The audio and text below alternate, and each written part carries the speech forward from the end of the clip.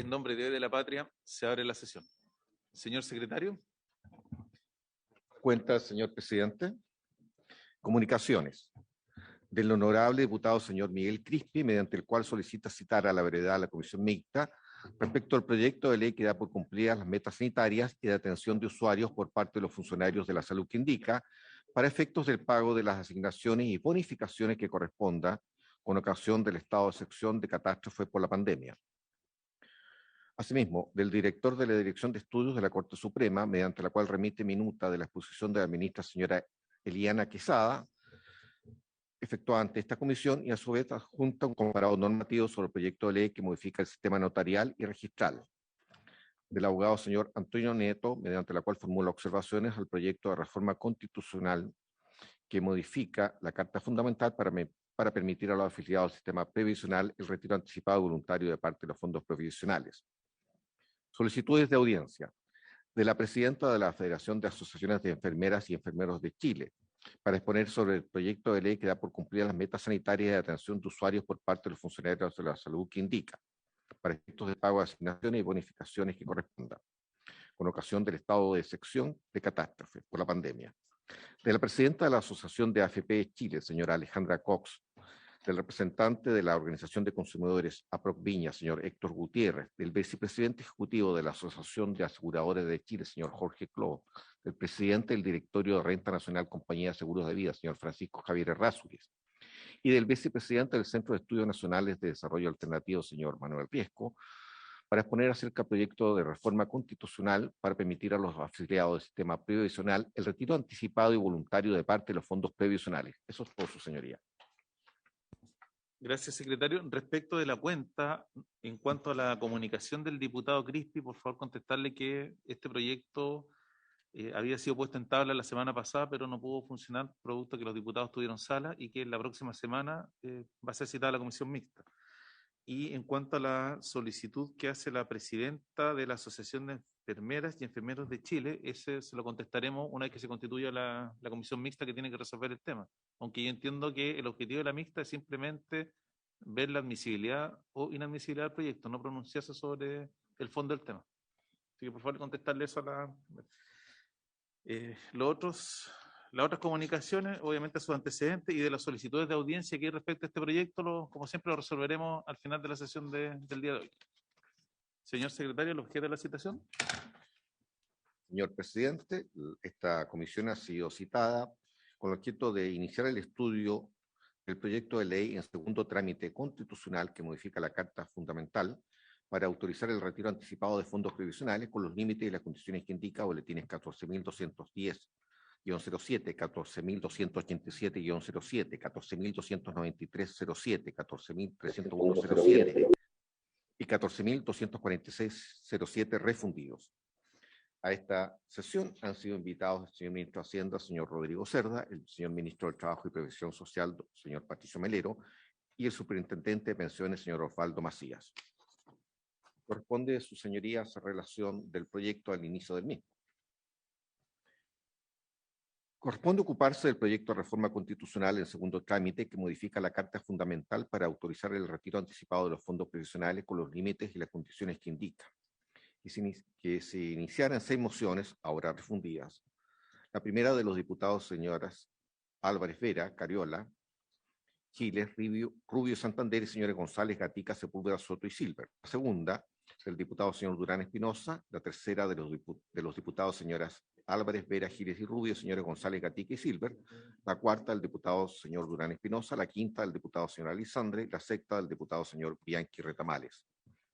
Este proyecto, en síntesis, y para mitigar los efectos sociales derivados del estado de excepción constitucional de catástrofe por calamidad pública decretado a causa del COVID-19, tiene por finalidad autorizar a los afiliados del sistema privado de pensiones, regido por el decreto ley número 3500 de 1980, a realizar voluntaria y excepcionalmente un nuevo retiro de hasta el 10% de los fondos acumulados en su cuenta de capitalización individual de cotizaciones obligatorias, estableciéndose como monto máximo de retiro el equivalente a 150 UF y un mínimo de 35 UF. Asimismo, faculta a los pensionados por renta vitalicia o sus beneficiarios en las condiciones que señala y a partir de la publicación en el diario oficial de esta reforma y hasta los 365 días siguientes, a adelantar el pago de sus rentas hasta por el monto equivalente al 10% de los fondos originalmente traspasados de sus cuentas de capitalización individual a la respectiva compañía de seguros, estableciéndose como monto máximo de pago por adelantado 150 UF. Cabe consignar que por tratarse de una iniciativa de artículo único y con arreglo a lo dispuesto en el artículo 127 del reglamento del Senado, procede que la Comisión la discuta en general y en particular a la vez. La iniciativa que corresponde conocer a la Comisión de Constitución, Legislación, Justicia y Reglamento y que fuera acordada por la Cámara de Diputados en primer trámite constitucional, para cumplir su objetivo se compone de un artículo único que agrega una disposición 51ª transitoria nueva a la Constitución Política de la República. Este artículo único requiere para su aprobación del voto conforme de las 3/5 partes de los senadores en ejercicio, al tenor de lo dispuesto en el artículo 127, inciso segundo de la Constitución Política de la República. El proyecto fue aprobado en la Cámara de Origen, esto es la Cámara de Diputados, en general y en particular por 94 votos a favor, 39 en contra y 9 abstenciones. Para exponer acerca de su opinión en la materia, han sido especialmente invitados a esta sesión los ministros de Hacienda y de Trabajo y Previsión Social, señores Rodrigo Cerda y Patricio Melero, respectivamente, y el superintendente de pensiones, señor Osvaldo Macías. Eso es todo, señor presidente. Gracias, señor secretario. Le damos la bienvenida al señor Rodrigo Cerda, ministro de Hacienda, al subsecretario Alejandro Weber, al coordinador legislativo, señor José Riquelme. Desde el Ministerio del Trabajo saludamos al ministro Patricio Melero, al subsecretario de Previsión Social, señor Pedro Pizarro, al asesor legislativo Francisco del Río, al superintendente de pensiones, señor Osvaldo Macías, al jefe de la División Financiera, señor Sergio Arantagui, y en analista senior de la División de Estudios, señor Eugenio Salvo. En primer lugar, le ofrecemos la palabra al señor ministro de Hacienda. Gracias, presidente. Voy a compartir pantalla, si le parece, para hacer la presentación. ¿Está habilitado, ministro, para compartir pantalla? Gracias, presidente. La acabo de compartir. Debería estar viéndola.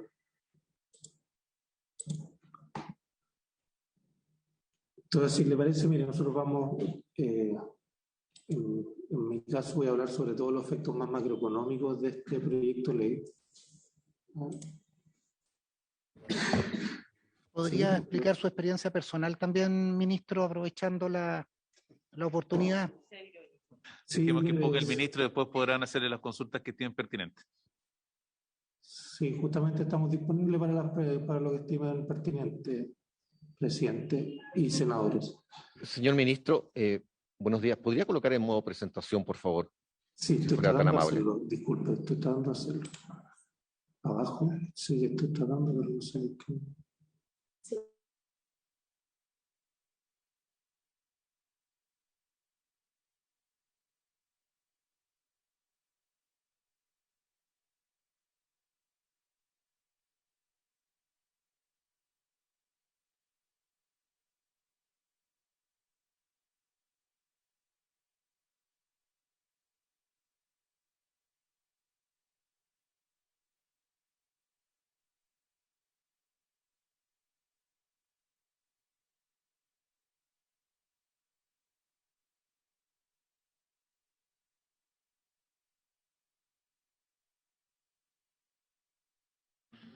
Vámonos, ministro, con la exposición.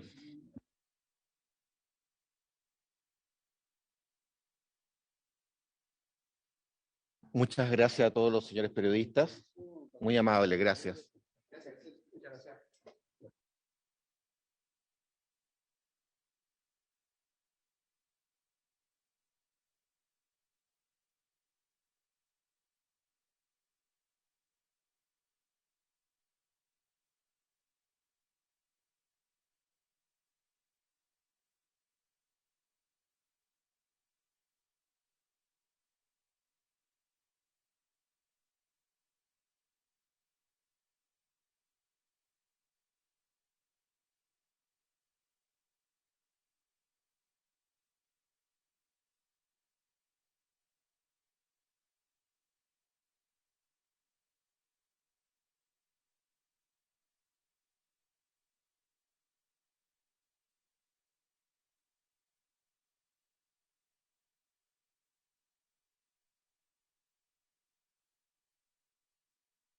A ver, tiene un problema de conexión el Ministerio de Hacienda, entonces para poder avanzar le ofrezco la palabra al ministro del Trabajo, don Patricio Melero. Muy bien, muchas gracias, señor presidente. Saludar a la señora senadora, a los señores senadores y a la Secretaría del Senado. Voy a exponer un PowerPoint, si me permiten compartir pantalla. Está habilitado. Muchas gracias.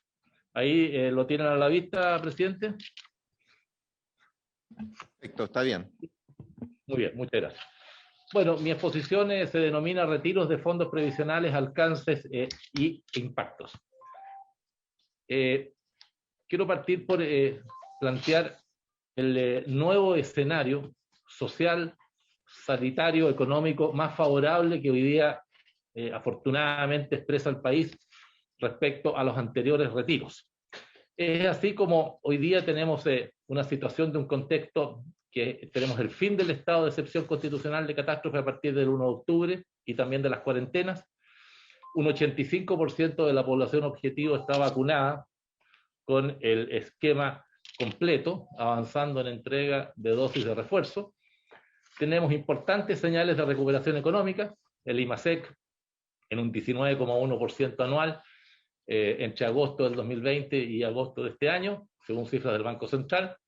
Tenemos una importante y progresiva baja del desempleo, de un 12,9% que teníamos en junio-agosto, fecha del primer retiro del año pasado. Hoy día estamos en un 8,5%.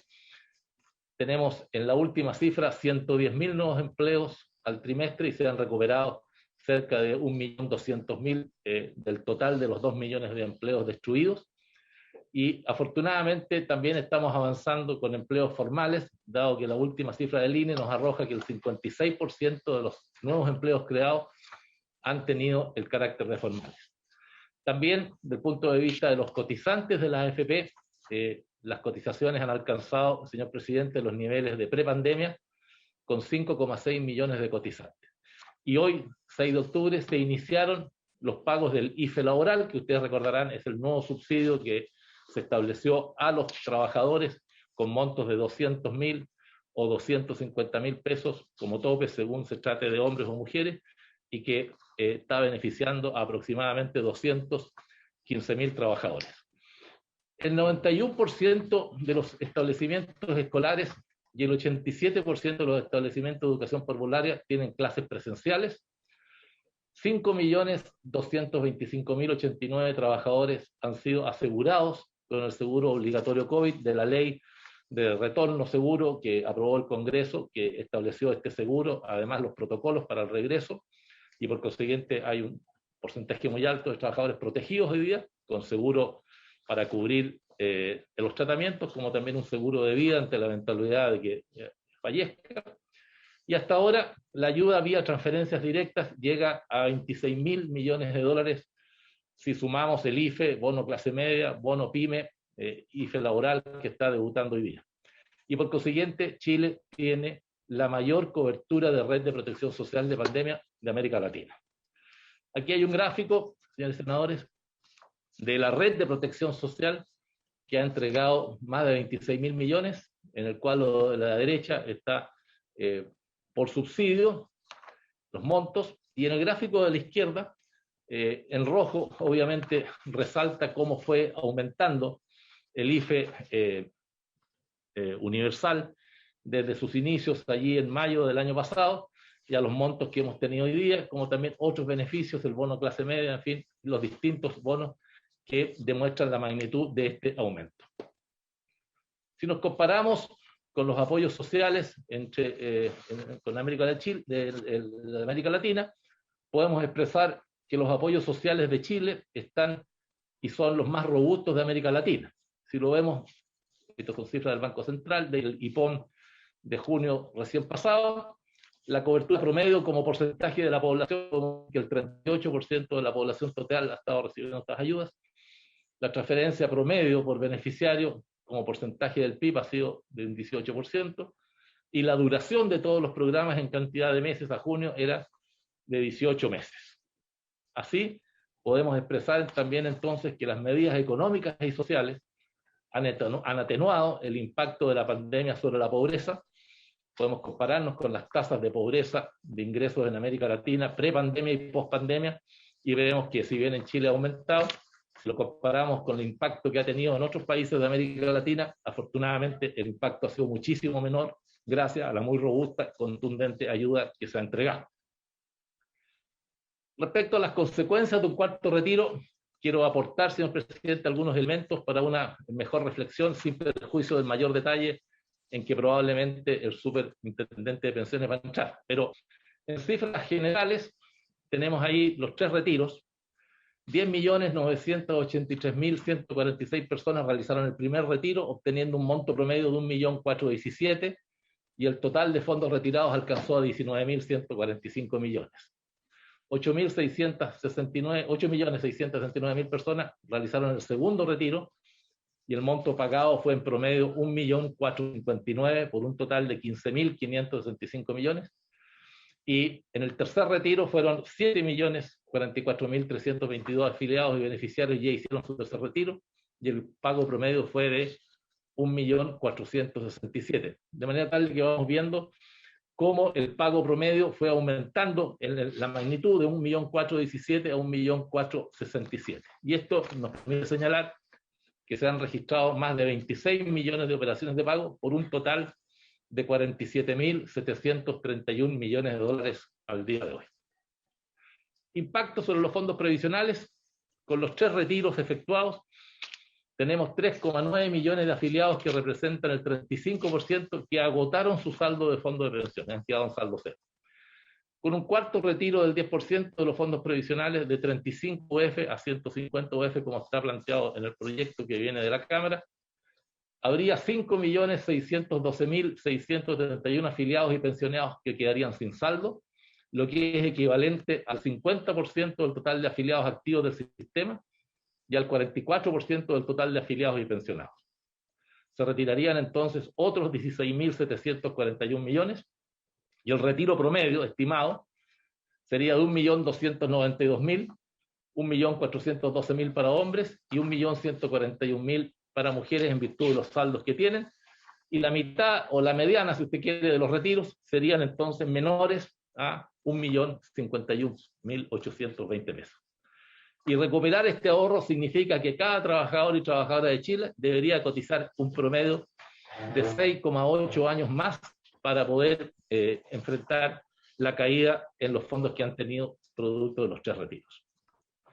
El impacto de los retiros en el mercado financiero, sin duda mi colega Rodrigo Cerda va a entrar más en detalle, pero está claro que los retiros han impactado fuertemente en el mercado financiero, afectando la situación económica de todos los chilenos, por mayor inflación, por aumento del valor del dólar, por aumento de la tasa de interés de los créditos hipotecarios y por las rentabilidades negativas de los fondos intensivos en renta fija, fundamentalmente los fondos D y E, como lo vamos a ver enseguida. Si bien todos estos impactos no se explican en un 100% por los giros, sí han tenido una importante influencia, como lo ha adelantado el presidente del Banco Central. En materia de inflación, al lado derecho, tienen ustedes cómo se ha ido generando la mayor inflación. La variación anual del IPC en agosto del 2021 fue de un 4,8, 5 décimas superior a la del mes anterior. La variación mensual del IPC en agosto fue 0,4, de forma que la inflación acumulada en el 2021 es de 3,2. La variación del IPC impacta en el valor de la UF, que el 9 de septiembre superó los 30.000 pesos, y esta variación sin duda tiene un fuerte impacto en los precios, como también en el pago de los créditos hipotecarios de los trabajadores chilenos. El tipo de cambio ha evolucionado en los términos que lo grafica a la derecha, sobre los 800 pesos, como saben, está hoy día. Desde mayo del 2021 el dólar ha presentado una alza sistemática. En el año han aumentado un 8,9 en términos nominales, y esto está afectando los precios de varios productos importados, como hemos conocido. La tasa de interés también ha sido impactada por los retiros, de forma tal de que entre enero y mayo del 2021 la tasa se mantuvo estable en un promedio de 2,35 y la tasa en agosto subió a un 3,10. Esto afecta el acceso a los créditos para la vivienda y el costo del hipotecario mensual para los hogares en los términos que ustedes pueden observarlo. El impacto sobre los fondos intensivos en renta fija, las rentabilidades han sido negativas especialmente impactando a los fondos D y E, que han tenido rentabilidades negativas en este último periodo, cayendo menos 7,20 y menos 10 real respectivamente desde enero del 2021. Si los miramos desde el inicio de la pandemia es peor todavía. Y esto impacta principalmente a los pensionados en retiro programado y a aquellos pensionados prontos a pensionarse, porque producto de la liquidación de activos que ha tenido que hacer la AFP para pagar los 47.000 millones de dólares, han tenido que vender, por así decirlo, productos de línea más estable o conservadora. Ha subido la tasa de interés y por consiguiente ha caído la rentabilidad de estos fondos. Principales efectos sobre las rentas vitalicias, según el Consejo de Estabilidad Financiera, reunido el 1 de octubre, ha señalado con mucha claridad este Consejo que se pone en riesgo la solvencia de las compañías de seguro de vida y por tanto el pago de las pensiones de los jubilados con rentas vitalicias en estas entidades. Asimismo ha señalado el Consejo de Estabilidad Financiera que se ponen en riesgo los pagos de los seguros de vida, seguros complementarios de salud, los seguros de invalidez y sobrevivencia, que tendrá grandes efectos fiscales por la activación del beneficio de la garantía del Estado de las rentas vitalicias, y de aumentar el precio de las rentas vitalicias disminuirá a su vez el monto de la pensión autofinanciada de referencia, el cual se usa, como ustedes saben, para calcular el monto de los beneficios del pilar solidario, lo que implicaría un mayor costo fiscal. En consecuencia, ¿a quiénes afecta en mayor medida los efectos negativos del cuarto retiro? A los trabajadores y trabajadoras que destinan la mayor parte de su presupuesto familiar al consumo de bienes y servicios. A ellos es a quienes impacta más fuertemente los efectos de la inflación. A los 5.600.000 afiliados y pensionados que luego del cuarto retiro quedarían con sus fondos de pensiones, quienes están en una posición de mayor vulnerabilidad, y los afiliados menores de 25 y 35 años de edad, quienes retirarán un promedio del 98 al 61% de su saldo, respectivamente, con un impacto a largo plazo por la pérdida de rentabilidad, porque sabemos que los ahorros que se hacen en los primeros años de cotización son los que tienen más impacto a futuro en el monto de la pensión que se recibe. Quienes necesitan acceso al crédito van a verse afectados por las alzas de las tasas de interés, los deudores de créditos hipotecarios con el alza del valor de la unidad de fomento, los pensionados bajo la modalidad de retiro programado y afiliados con sus fondos de pensiones D y E por las razones de la caída de la rentabilidad que recién expliqué, y los casi 700.000 pensionados bajo la modalidad de rentas vitalicias, que de acuerdo al Consejo de Estabilidad Financiera podrían ver en riesgo el pago de sus pensiones.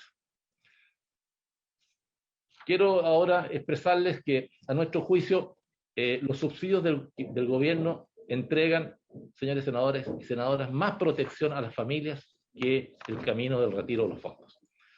Aquí podemos ver que hoy día cerca de 8 millones de hogares y más de 16.300.000 personas recibieron el IFE universal en agosto del 2021. Esto es 6,3 veces más hogares que en mayo del 2020, cuando se hizo el primer pago del IFE, y 4,5 veces más personas que en mayo del 2020, que se hizo el primer pago del IFE y coincide con la primera aprobación en junio del primer retiro. Un 96,4% de cobertura de los hogares inscritos en el Registro Social de Hogares, un 99,1% de cobertura en el tramo de mayor vulnerabilidad socioeconómica, de 0 al 40%, el 60% de los hogares beneficiados con el IFE universal en julio del 2021 tiene una mujer como jefa de hogar, esos son 4,3 millones de hogares, y el IFE universal en agosto del 2021 ha significado el pago de 17.987 millones considerando los 15 pagos. Este monto es la transferencia directa más alta y masiva en la historia del desarrollo social de Chile. Aquí quiero cuantificar para que podamos ver un par de ejemplos de cómo esta afirmación que yo hago, que la ayuda del Estado ha sido más cuantiosa y va a ser más cuantiosa que lo que puede generarse de los retiros. El IFE y el IFE laboral es una mejora en las familias de 3 integrantes. Supongamos un caso de una persona que tiene una remuneración bruta mensual hoy día de 400.000 pesos, una remuneración baja, tiene derecho al ingreso mínimo garantizado, aprobado por el Parlamento, que se aumentó en la pasada aprobación de la ley del salario mínimo, tiene derecho a recibir hasta el mes de diciembre el último pago del IFE universal por 400.000 pesos, dado que es una familia de 3 integrantes, lo está recibiendo hoy día, y tiene derecho a el IFE laboral, que está dentro de los 210.000 que estamos pagando a partir de hoy día. Como es una mujer y es el 60%, le corresponden 240.000 pesos más. Por consiguiente, esa mujer hoy día tendría un ingreso total mensual de 1.052.000 pesos. Si sumamos el empleo más el apoyo fiscal durante 4 meses que tienen vigencia estos subsidios, significaría que esa familia recibe 4.210.000 pesos respecto a un cuarto retiro que, tal como dije, en promedio sería 1.141.000 y solo por una única vez. Por consiguiente, el aporte fiscal es 2,3 veces más al monto de un cuarto retiro y el ingreso total con aportes fiscales es 3,7 veces el monto de un cuarto retiro. En el caso de un hombre, podemos ver ahí también la misma remuneración, el subsidio del ingreso mínimo garantizado, el aporte del IFE universal de 400.000. En este caso, el aporte del IFE laboral es el 50%, por consiguiente 200.000 pesos, dado que tiene una remuneración de 400.000. Y el mismo caso, multiplicado por 4, son 4.050.000 respecto al promedio de retiro de los hombres, que es un poco más alto, que es 1.400.000, pesos que se podría hacer en este cuarto retiro. Hace entonces que el aporte fiscal sea de 1,7 veces el monto de un cuarto retiro y el ingreso total con aportes fiscales sería de 2,9 veces el monto de un cuarto retiro. Conclusiones, señor presidente. La situación actual de la pandemia, la de la actividad económica y de la ayuda del Estado es distinta, muy distinta y más favorable que la de los periodos en que se aprobaron los retiros anteriores. Los efectos negativos en los fondos de pensiones, en el tipo de cambio, la inflación o la tasa de interés fueron advertidos en su momento por el Banco Central en la tramitación de los retiros anteriores y hoy, desgraciadamente, están a la vista y solo seguirán aumentando y afectando la situación económica de todos los chilenos. Un cuarto retiro del 10% dejará a más de 5.600.000 afiliados sin ahorros para pensionarse y recuperando significa retrasar la edad de jubilación en casi 7 años.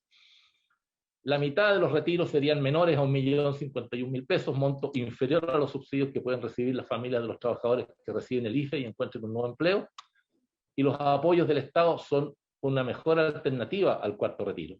Superan en promedio 2 veces el monto del cuarto retiro para hombres y mujeres, junto a los ingresos laborales son 3 veces más altos que el monto de un nuevo giro. Y por consiguiente, de aprobarse esta iniciativa, pondría en riesgo el pago de las pensiones de todos los jubilados con rentas vitalicias. Eso es, señor presidente, lo que quisiera exponer y quedo a disposición de la comisión en todas las consultas o inquietudes que quieran hacerme. Muchas gracias. Gracias, ministro Melero. Ministro Cerda, le ofrezco la palabra.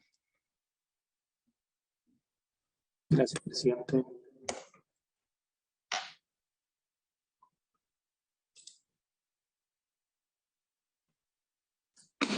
La presentación. ¿Ah? Ahí sí.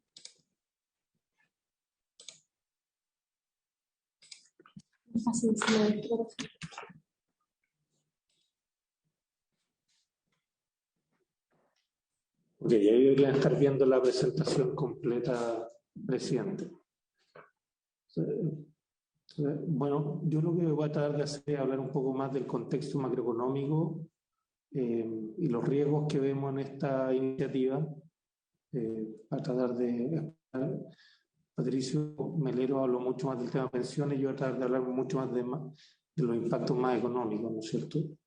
Entonces, si me permite, este gráfico o esta tabla, lo primero que trata de mostrar justamente es cómo ha cambiado la situación a través del tiempo en materia de los retiros y por lo tanto cómo estaba la situación cuando ocurrió el primer retiro, cuando ocurrió el segundo, cuando ocurrió el tercero y ahora en este momento que estamos discutiendo el cuarto retiro de fondos, ¿no es cierto? Así como los retiros de renta vitalicia.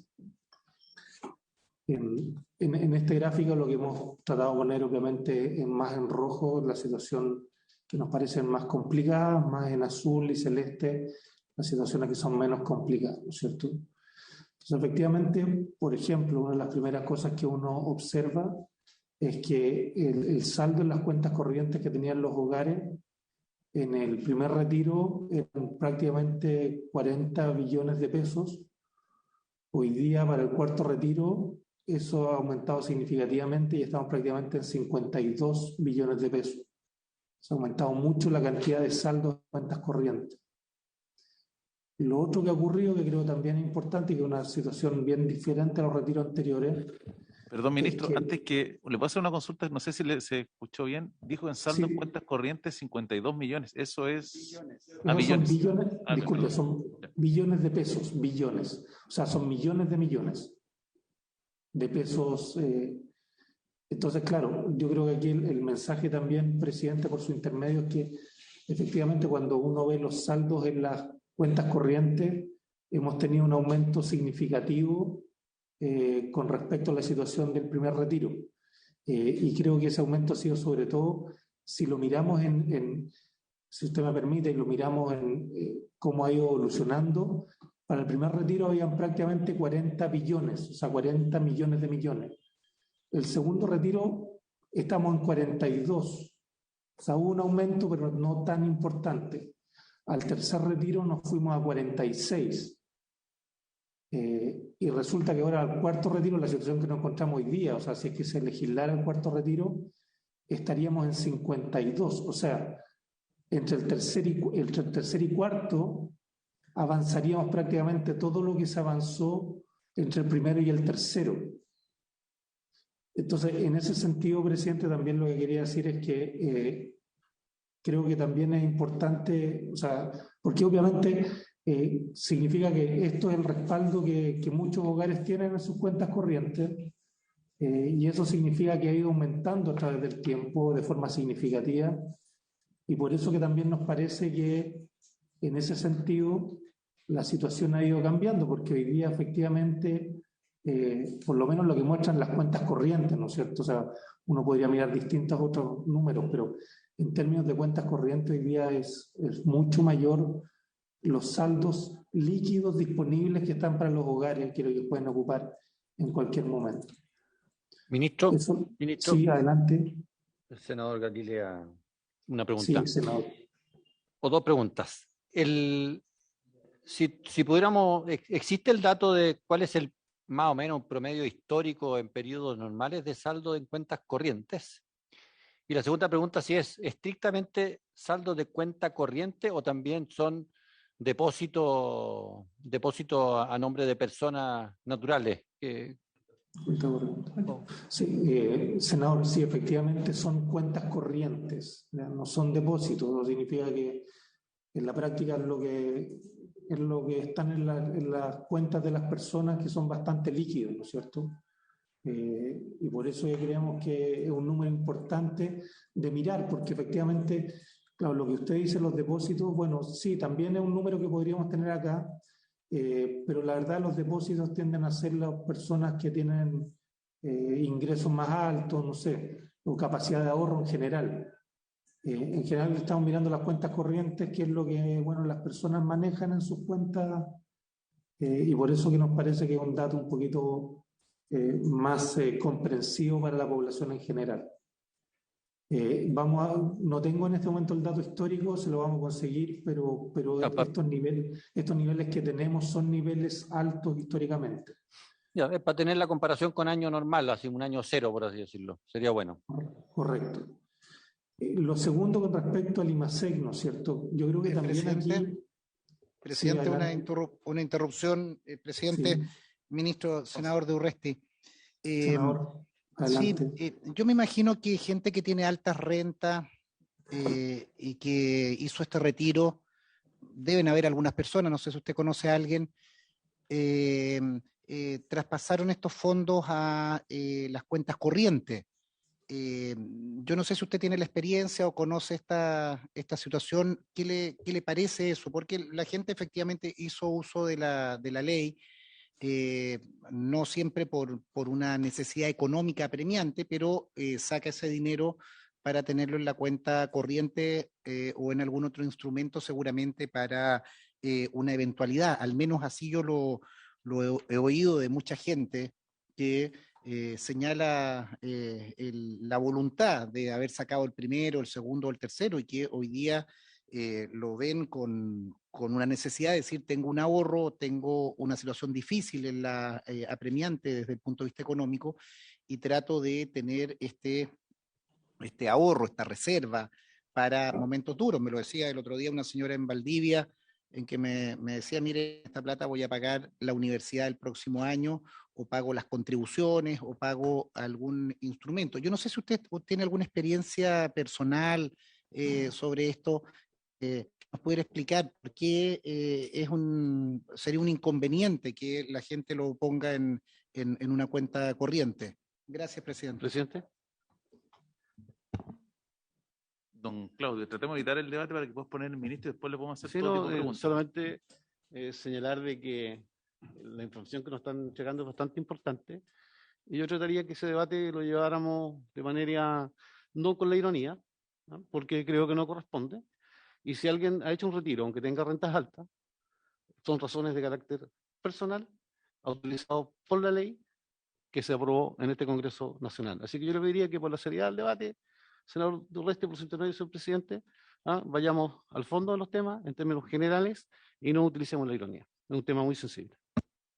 Presidente, ya que he sido eludido, y para no hacer ironía, porque pensé que era mejor la ironía para tamaña contradicción, porque quien hoy día es ministro de Hacienda y quien nos expone estos números, se le diera caer la cara de haber sostenido permanentemente que esto era una mala política, que era pernicioso para la economía, para el funcionamiento del país. Alfonso, dejemos, y que hoy día, evitemos este diálogo para que pueda exponer el ministro Hacienda, sí, y después podemos hacer los ya, comentarios más, pero dejar planteado más políticos. para, Al final para de no la hacer sesión podemos ironía, hacer esa preguntarle al discusión. ministro con toda claridad qué hizo con su 10%, porque se lo niega Presidente. a miles de chilenos, pero él lo hizo. Entonces eso se llama, Alfonso, por eso Presidente, dejemos que el ministro haga su exposición técnica, después usted podrá hacer todas las preguntas y el ministro estará en libertad de contestar aquellos temas que estime pertinentes o no.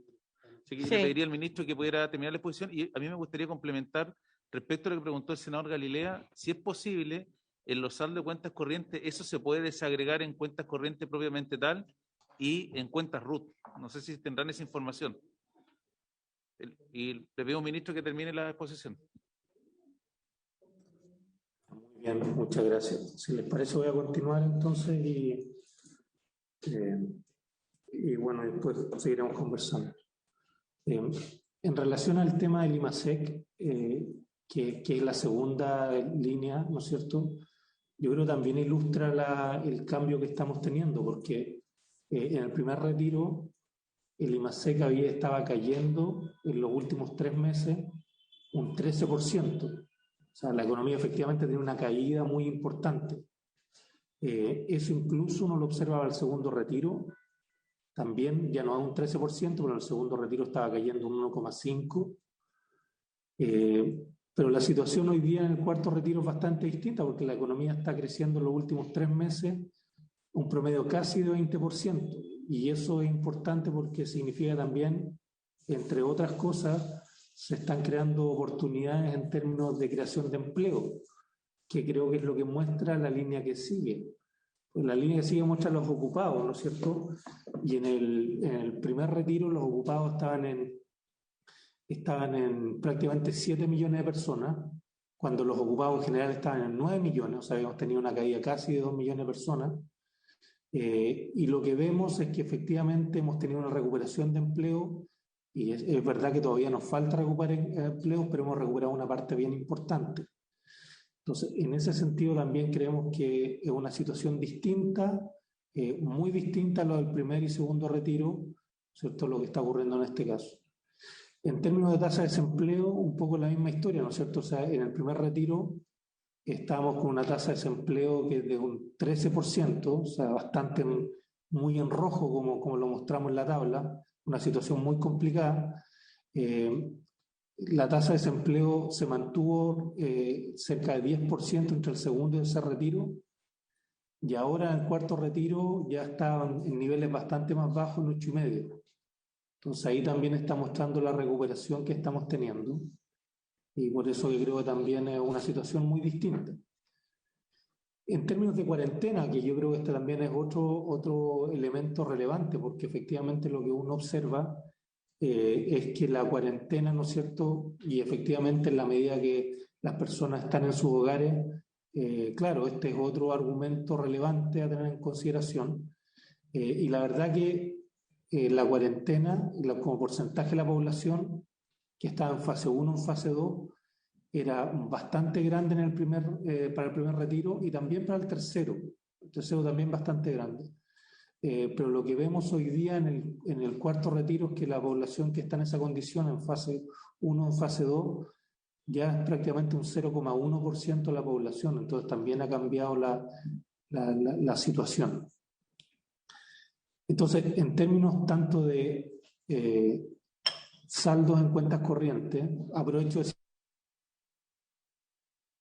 retiro, o sea, para el año 2019, el número que ahí está en 39 billones era prácticamente de 29 billones.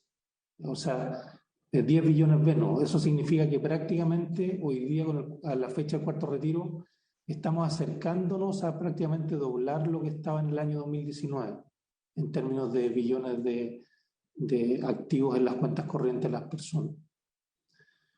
En términos de inflación, lo que uno observa también es una situación un poquito más preocupante, ¿no es cierto? Si bien todavía tenemos una inflación que el Banco Central está tratando de controlar, ¿no es cierto? Está todavía dentro de los rangos que podríamos decir que son controlables, sino hay que perder de vista que al primer retiro la inflación está en un 2,6% y hoy día en el promedio de los últimos 3 meses está en un 4,4%. O sea, ya está aumentando de forma más importante.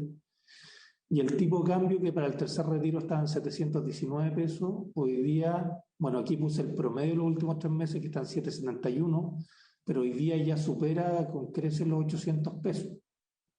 Y aquí también tenemos un tema relevante, porque efectivamente en la medida que el tipo de cambio es más alto, eso genera mayor inflación, sobre todo en todos los productos importados.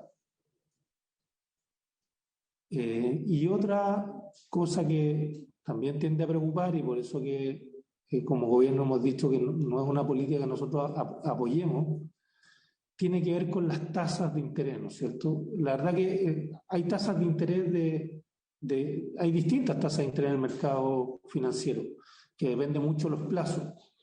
Pero si pensamos una tasa de bono de 2 años, a 2 años más, ¿no es cierto? Esa tasa que el primer retiro está en un 0,5% en promedio, hoy día está en 3% promedio, o sea, prácticamente 6 veces lo que fue esa tasa en el primer retiro.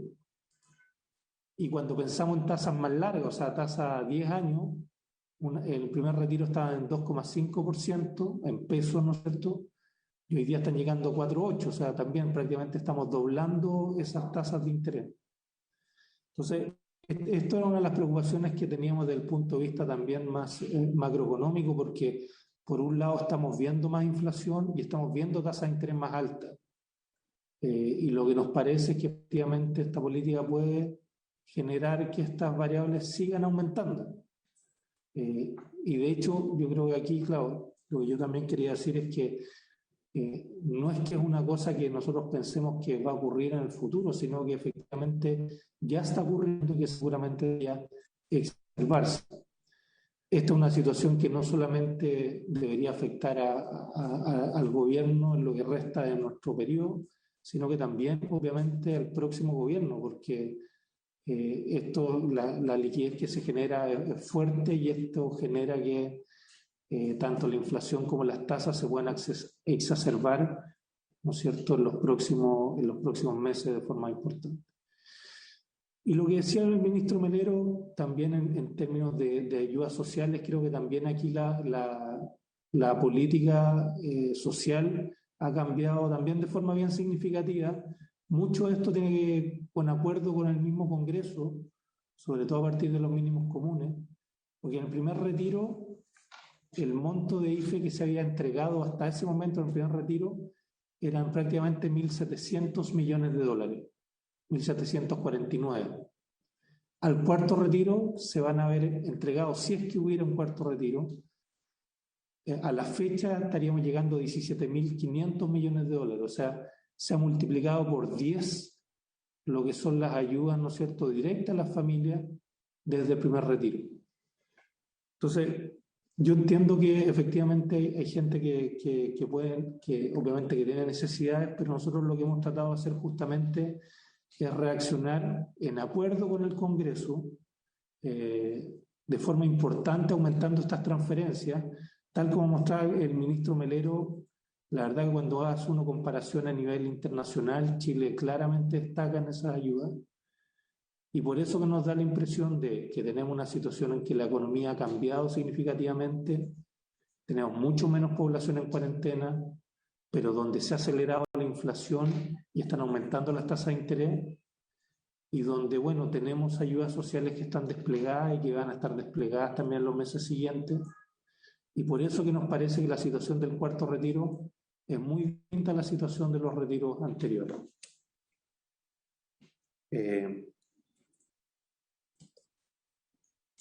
Dicho eso, también justamente quería mostrarles, estas son láminas de qué es lo que está pasando con la inflación y qué está pasando con el crecimiento del PIB. Y la verdad que lo que esperábamos en términos de crecimiento del PIB, que aparece en el gráfico donde dice PIB, ¿no es cierto?, variación anual, para el año 2021, a principio de año, se estaba esperando una expansión que fuera solamente cercana al 5%. Hoy día estamos esperando expansiones que están arriba del 10%. Y desde ese punto de vista la economía claramente se ha recuperado. Yo creo que también aquí se ha recuperado tanto de la mayor movilidad, pero también del impulso que hemos tenido a través de las transferencias directas como el IFE, que permiten también este crecimiento de la economía, y por lo tanto el IFE no solamente creemos que está permitiendo, ¿no es cierto?, mayores transferencias a los hogares, y ojalá también darles mayor tranquilidad a los hogares, sino que también creemos que está generando un cierto despegue económico. Pero en ese sentido, en el gráfico que está al lado, ¿no es cierto?, que tiene que ver con la inflación, lo que estamos observando es que la inflación para los próximos 11 meses sí se ha estado acelerando rápidamente. Entonces, lo que uno ve en la línea azul, que es la inflación esperada para los próximos 11 meses, que en junio de este año está cerca del 3%, hoy día ya está cercano al 4,5%. Y se está acelerando rápidamente. Entonces, por eso que también nos preocupa estas inyecciones de mayor liquidez, porque también, dado que el IFE ya tiene una expansión de liquidez muy importante, creemos que esto también puede exacerbar este tema de la inflación. Eso no solamente, y eso creo que lo han dicho varios economistas y creo que es como bastante consensuado. En términos de tasas de interés, quisiera mostrarles lo siguiente. En general, hay que entender que las tasas de interés, como somos una economía pequeña, ¿no es cierto?, y abierta, claro, también se mueven con lo que está pasando en otras partes del mundo. Entonces, por ejemplo, en el gráfico que dice tasa soberana de 10 años, estas son las tasas a las que emiten los gobiernos a 10 años, y uno lo que observa es que efectivamente Chile, que es la línea roja, se mueve bastante parecido con la línea azul, que es Estados Unidos. O sea, cuando uno tiende a disminuir, Estados Unidos disminuye, también disminuye la tasa chilena. Cuando tiende a subir la tasa de Estados Unidos, también tiende a subir la tasa chilena. Y eso había ocurrido bastante claramente, ¿no es cierto?, en los últimos meses, pero la verdad que a partir del tercer retiro, y aquí es una de nuestras preocupaciones, a partir del tercer retiro, lo que ocurre, ¿no es cierto?, es que la tasa chilena empieza a subir significativamente, mientras las tasas de Estados Unidos se mantienen relativamente constantes e incluso tienden a caer. Entonces lo que estamos teniendo es que efectivamente la tasa chilena o la tasa de interés chilena, que es también la tasa de interés que se traspasa a todos los chilenos cuando se solicita un crédito, ¿no es cierto?, bueno, ha estado creciendo de forma significativa, y una tasa que estaba cerca de 3%, hoy día ya se acerca al 6%, y por lo tanto se está doblando.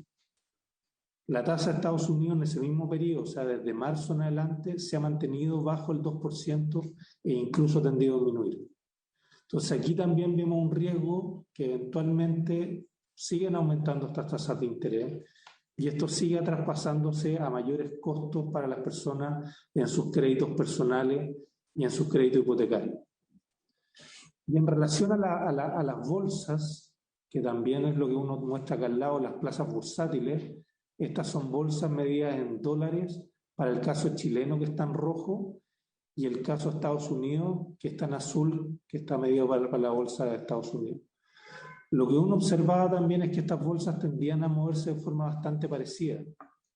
Pero de hecho lo que uno observa es que sobre todo, ¿no es cierto?, a partir del inicio de los retiros, efectivamente la bolsa de Estados Unidos ha tenido un alza importante, mientras que la bolsa chilena se ha mantenido relativamente plana y está bastante por abajo, prácticamente 40% por abajo de la bolsa de Estados Unidos. Y eso también es una preocupación porque nos muestra que efectivamente aquí hay un tema sobre posiblemente la economía en el mediano plazo y las señales que estamos entregando. Creo que lo más relevante cuando hablo de tasas, yo aquí estaba hablando de tasas sobre, hasta ahora estaba hablando de las tasas a las que emite el gobierno, pero obviamente yo creo que lo más relevante es la tasa para las personas, y aquí yo creo que hay que mirar las tasas hipotecarias, que es una de las cosas que más nos preocupan. Y en términos de tasa hipotecaria, uno ve que la tasa roja, que es la tasa chilena, se tiende a mover con similares movimientos a la tasa de Estados Unidos. Eso fue bastante parecido, ¿no es cierto?, hasta principios de marzo. Y en especial desde julio en adelante, lo que uno observa es que la tasa chilena ha tendido a subir significativamente, hipotecaria, hoy día acercándose al 3,5, mientras que la tasa de Estados Unidos se quedó constante e incluso tendió a caer. Entonces aquí estamos viendo efectivamente cómo se está traspasando al costo a las personas, sobre todo lo que corresponde al costo de crédito y crédito hipotecario. Y eso es otra de las cosas que nos preocupa, y por eso que también creemos que fijarse en las variables macro y fijarse sobre todo en inflación y tasa de interés es muy relevante. En el tema renta vitalicia yo no me voy a extender demasiado porque en ese sentido lo que es la CMF también nos ha dicho que esto podría generar importantes impactos de liquidez en varias compañías que proveen estas rentas vitalicias. Y claro, y ahí nos preocupa porque si efectivamente hay problemas de liquidez que pueden generar algún tipo de quiebra, solamente recordar que se aplica la garantía del Estado, donde se cubre la totalidad del monto, o sea, para una persona se cubre la totalidad de la pensión si es que una aseguradora quebrara, pero solamente hasta el monto equivalente a una PBS, y de ahí en adelante solamente el 75% adicional sobre la PBS, y todo esto con un tope máximo 45 UF. Esto significa que si tuviéramos efectivamente problemas con compañías que finalmente tuvieran alguna quiebra, por ejemplo, una persona que recibe hoy día una renta vitalicia de 500.000 pesos, vería reducida su renta a cerca de 419.000 pesos, o sea, tendría una caída de algo más de 80.000 pesos. Si por otro lado tenemos una persona que tiene una renta mayor, ¿no es cierto?, una renta vitalicia de 2 millones, eso se reduciría al tope, que sería 1.350.000 pesos. Entonces, estas personas tendrían caídas importantes en sus pensiones. Dicho eso, también quería hablar un poco acerca de los impactos en finanzas públicas que puede tener este retiro, porque hoy día lo que sabemos es que este retiro está muy concentrado en personas, ¿no es cierto?, que son de los quintiles más altos de ingresos.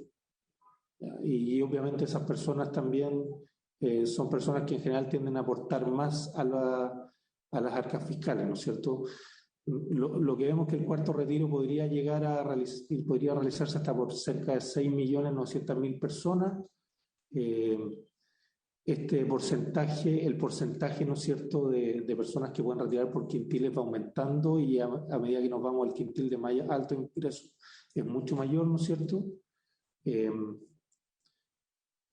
Y eso tiene varios impactos desde el punto de vista fiscal. Lo primero que tiene impacto sobre el punto de vista fiscal es que obviamente esto va a significar que menos personas van a tener ahorros para contribuir a su pensión en el futuro, y eso significa que obviamente va a haber un monto mayor de personas que van a requerir la pensión solidaria del gobierno, o sea, la pensión básica, o sea, los APS.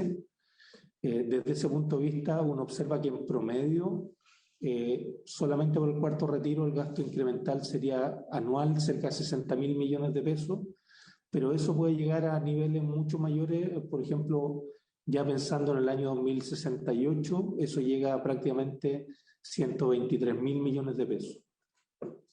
Entonces ese es el primer impacto. Ahora, la verdad que ese mismo impacto, cuando acumulamos lo que ocurrió con el primer retiro, segundo retiro, tercer retiro y cuarto retiro, lo que uno observa es que de aquí al año 2030 ya tendríamos gastos incrementales por más de 200.000 millones de pesos. Si nos vamos ya a los años 2060 en adelante, podemos llegar a 600.000 millones de pesos adicionales. O sea, son gastos bien importantes. Y esto obviamente también va a tener un impacto sobre el próximo gobierno y los gobiernos venideros, ¿no es cierto?, que van a tener que hacer espacio para esto. También hay que recordar que esto puede tener, tal como está hoy día los proyectos, con el proyecto puede tener un impacto en términos de efectos tributarios, ¿cierto? Uno de los efectos tributarios es que hay personas que pueden hacer una APB, ¿no es cierto? Y al hacer una APB, esto es un crédito tributario para las personas. Si las personas hicieran eso, nuestras simulaciones indican que podríamos tener un efecto fiscal que sería prácticamente, esto para el próximo año directamente, por el tema de APB, de cerca de 641.000 millones de pesos, que son menores ingresos, y que también afectarían al próximo gobierno. Podríamos llegar a tener beneficios tributarios para cerca de 3.100.000 personas que podrían tener este beneficio. Esto significa que en el caso de los hombres, en promedio, el beneficio tributario podría ser 215.000 pesos, en el caso de las mujeres, 193.000 pesos. Bueno, aquí simplemente decirles que lo que estamos hablando, estos 641.000 pesos, es del 641.000 millones de pesos, es para el cuarto retiro, pero obviamente esto ya se fue acumulando con retiros anteriores que también tienen impacto. Desde ese punto de vista, los efectos en recaudación, yo diría que el primer y segundo retiro tuvieron mucho efecto en recaudación en el año 2021, pero cuando ya estamos hablando del tercer y cuarto retiro, los efectos en recaudación son básicamente en 2022, ¿cierto?, para el próximo gobierno, porque estos efectos van a ocurrir para la operación renta del próximo año. Y ahí lo que vemos es que adicionalmente, ¿no es cierto?, por el tema, adicional al tema del APB, como estos retiros no pagan impuestos, podríamos tener adicionalmente por cerca de 400.000 millones de pesos más de menores ingresos, si es que esto no está tributando tal como está ahora en el proyecto. Entonces eso quiere decir que en términos de menores ingresos tendríamos por el APB cerca de 640.000 millones de pesos y por menores impuestos, dado que no se tributa por el global complementario, 400.000 millones más. Entonces con eso estaríamos hablando más de 1 billón de pesos de menores ingresos el próximo año. Una magnitud bien importante, ¿no es cierto?, y que obviamente no permite financiar seguramente otras cosas para el próximo gobierno. Así, la discusión del cuarto retiro, yo creo que también cuando uno mira lo que ha ocurrido con variables importantes como el tipo de cambio, la bolsa y las tasas de los bonos soberanos, desde el 24 de septiembre, o sea, desde que se aprobó en la Cámara hasta el 4 de octubre, que es la fecha de cierre, lo que vemos es que Chile es de los países que ha tenido el mayor aumento del tipo de cambio, un acumulado 1,6%, ha sido los países que han tenido una mayor caída en su bolsa, ha caído cerca de 4,7%, y en términos de tasa de interés, que creo que también es otra cosa que es muy importante para muchos chilenos, es lo que ha tenido de los mayores aumentos en términos de las tasas de interés desde esa fecha. De hecho, con los países que tenemos acá, el que ha tenido el mayor aumento en sus tasas de interés. Entonces, por eso que también lo que hemos dicho es que esta situación, esta discusión del retiro efectivamente está generando impactos que ya se están observando. Ahora creemos que pueden ser aún mayores si es que llegaran a ocurrir, porque todavía, o sea, una vez que esté la noticia que efectivamente ocurriría el cuarto retiro, yo creo que esto evidentemente se puede exacerbar. No sabemos exactamente cuánto, pero debería ocurrir algo más, ¿no es cierto? Entonces, dicho eso, solamente para ir terminando, entonces, efectivamente el cuarto retiro genera un daño en las pensiones de los chilenos, como lo explicó el ministro Melero, pero además va a generar un daño en la economía a través de mayor inflación, con un alza de tasas de interés tanto cortas como largas. Eso significa, cuando hablo cortas, son básicamente créditos comerciales, pero también largas, que son créditos hipotecarios. Ya está impactando al tipo de cambio y esto está encareciendo, ¿no es cierto?, ciertos productos, y genera un daño obviamente en las arcas fiscales, como estaba hablando. Esto va a generar también, como lo dijo el ministro Melero, 5,6 millones de afiliados que se van a quedar sin saldo, y lo que sí creemos es que nosotros entendemos que hay personas que tienen necesidad, y lo tenemos, y en ese sentido compartimos muchas de las preocupaciones que están sobre la mesa. Pero también queríamos decir que nosotros hemos tratado, y en ese sentido también con acuerdo con el Congreso y por lo tanto parlamentarios de Chile Vamos, pero también de oposición, de incrementar las transferencias a las familias de forma directa a través del IFE Universal. Yo creo que es un programa que está justamente desde junio pasado llegando a 16,3 millones de personas, y esto obviamente es a costo fiscal y no daña las pensiones de las personas. También recordar que el cuarto retiro se da en un contexto muy distinto a los retiros anteriores, porque efectivamente la vacunación está muy avanzada, lo que tenemos, ¿no es cierto?, es una población prácticamente sin cuarentena, una situación macroeconómica de alto crecimiento, y por lo tanto donde estamos empezando a despegar y donde estamos creando empleo, pero también estamos con presión de inflación que preocupa. También en términos de saldo cuenta corriente han estado aumentando, ¿no es cierto?, muy significativamente, tal como les decía antes. Y bueno, y también recordar que el cuarto retiro, de cada 100 pesos, solo 3 de esos 100 pesos le llegarían al 20% de personas menores de ingresos, y 42 pesos al 20% más rico. Entonces también por eso creemos que es mejor ir a través de una política como el IFE Universal, que está llegando, ¿no es cierto?, a las personas de menores ingresos y más vulnerables, ¿no es cierto? Creemos que esta política lo que hace es que, como muestran los números, están yendo más al 20% más rico de la población. Como les decía, creemos que esto va a seguir incrementando el costo de la vida, por lo tanto el IPC y las tasas de interés. Solamente unos números. Si las tasas de interés hipotecarias han aumentado cerca de 1 punto desde enero del 2021 a la fecha, o sea, en enero estaban en 2,3, hoy día están prácticamente en 3,1.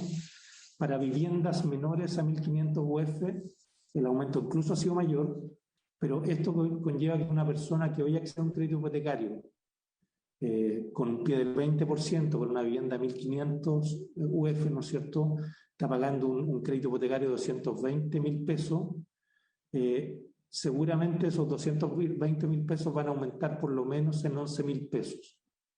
Y eso significa que la persona ya no va a pagar 220, sino que va a estar pagando 231.000 pesos. Eso es lo que nos preocupa, y eso creemos que incluso puede exacerbarse más adelante, ¿no es cierto? El tipo de cambio del tercer retiro ha aumentado prácticamente 100 pesos, incluso más que esos 100 pesos desde a la fecha, y puede aumentar más aún, ¿ya? Y el aumento de la inflación está impactando la rentabilidad real de los fondos, y eso también está generando impactos porque los fondos de IE han estado cayendo, ¿no es cierto? Eso es lo que quería contarle, presidente, por su intermedio. Muchas gracias por la atención. Gracias, ministro. Quiero pedir la autorización a la comisión para poder prorrogar y escuchar al superintendente de pensiones. 12:25. 12:25. Y por último, si quedan preguntas pendientes, las dejamos formuladas y hacemos una segunda sesión con los ministros para responder. El superintendente. Buenos días, señor presidente. Saludar por su intermedio a las señoras senadores y senadores presentes, a los señores ministros y en general a todos los asistentes a la sesión. Tenemos un PowerPoint que queremos presentar. No sé si se ve o es necesario que me den la... Sí, se ve perfecto. Perfecto, muy bien.